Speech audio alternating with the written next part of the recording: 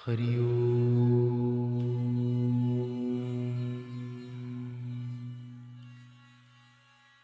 श्री गणेशाय नमः।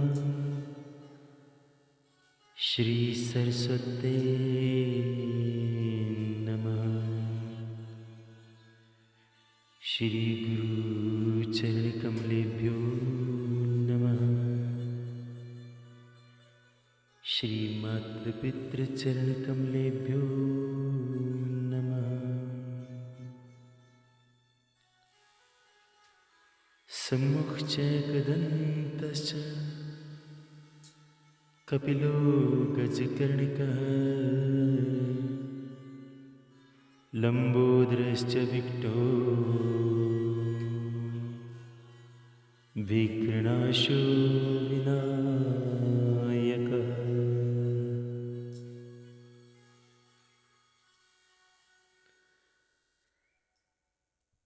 मंगलम राधिकाकान्तो मंगलम देवकी सुतः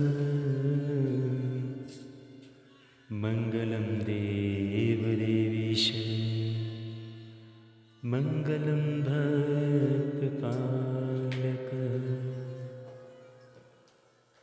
सभी भक्तजनों को जय श्री राधे कृष्ण। प्रिय भक्तजनों, कार्तिक महात्म्य के 19वें अध्याय में हम प्रवेश कर रहे हैं। बोलो विष्णु भगवान की जय, कार्तिक महात्म्य की जय, तुलसा मैया की जय, शंकर भगवान की जय। राजा पृथु ने पूछा, हे नारद जी, अब आप ये कहिए कि भगवान विष्णु ने वहाँ जाकर क्या किया।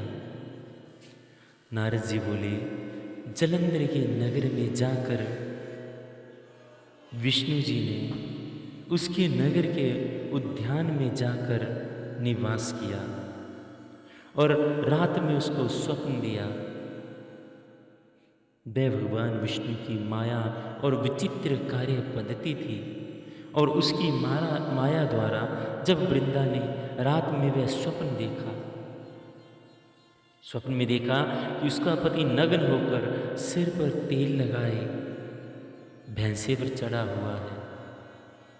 वह काले रंगों के फूलों की माला को पहने हुए तथा चारों ओर हिंसक जीवों से घिरा हुआ और सिर को मुंडाए हुए अंधकार में दक्षिण दिशा की ओर जा रहा है। उसने नगर को अपने साथ समुद्र में डूबा हुआ इत्यादि बहुत से दुस्वप्न देखे।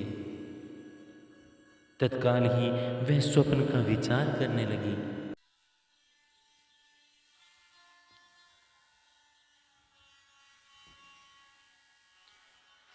इतने में उसने सूर्य को उदय होते हुए देखा तो सूर्य में एक चित्र दिखाई दिया। वह कांतिहीन था। इसे उसने अरिष्ट जाना और वह भयभीत होकर रोती हुई छज्जे, अटारी, भूमि अनेकों स्थानों पर गई, परंतु उसे कहीं भी शांति प्राप्त ना हुई। फिर अपनी 2 सखियों के साथ उपवन में गई, वहाँ भी उसे शांति नहीं मिली। फिर वह जंगल में निकल गई। वहाँ उसने सिंह के समान 2 भयंकर राक्षसों को देखा, जिससे वे भयभीत होकर भागने लगी। उसी क्षण उसके समक्ष अपने शिष्यों सहित शातमुनि तपस्वी वहाँ आ गया। भयभीत वृंदा उसके गले में अपना हाथ डालकर उससे याचना करने लगी, उससे अपनी रक्षा की याचना करने लगी। मुनि ने अपनी एक हुंकार से उन राक्षसों को भगा दिया। वृंदा को आश्चर्य हुआ तथा वह भय से मुक्त होकर मुक्तिनाथ को हाथ जोड़कर प्रणाम करने लगी।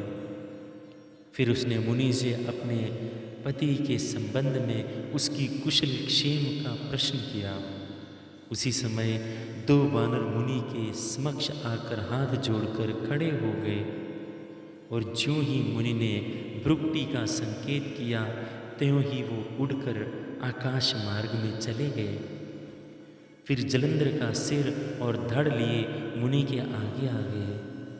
तब अपने पति को मृत्यु हुआ जान वृंदा मूर्छित होकर पृथ्वी पर गिर पड़ी और अनेक प्रकार से दारुण विलाप करने लगी। तत्पश्चात उसने मुनि से कहा, हे कृपानिधे, आप मेरे इस पति को जीवित कर दीजिए। पतिव्रता दैत्य पत्नी के ऐसा कहकर दुखी होकर श्वासों को छोड़कर मुनीश्वर के चरणों में गिर पड़ी।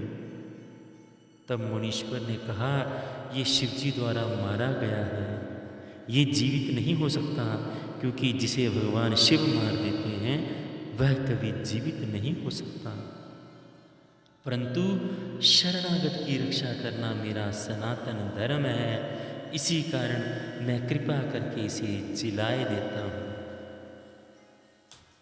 नारद जी ने आगे कहा, वह मुनि साक्षात विष्णु जी ही थे, उन्होंने ये सब माया फैला रखी थी। वह वृंदा के पति को जीवित करके अंतर ध्यान हो गए। जलंधर ने उठकर वृंदा को आलिंगन किया। वृंदा भी अपने पति को जीवित देखकर अत्यंत हर्ष के साथ प्रसन्न हुई और अन्य सब बातों को उसने स्वप्न समझा। तत्पश्चात वृंदा काम बहुत दिनों के साथ अपने पति के साथ विहार करती रही।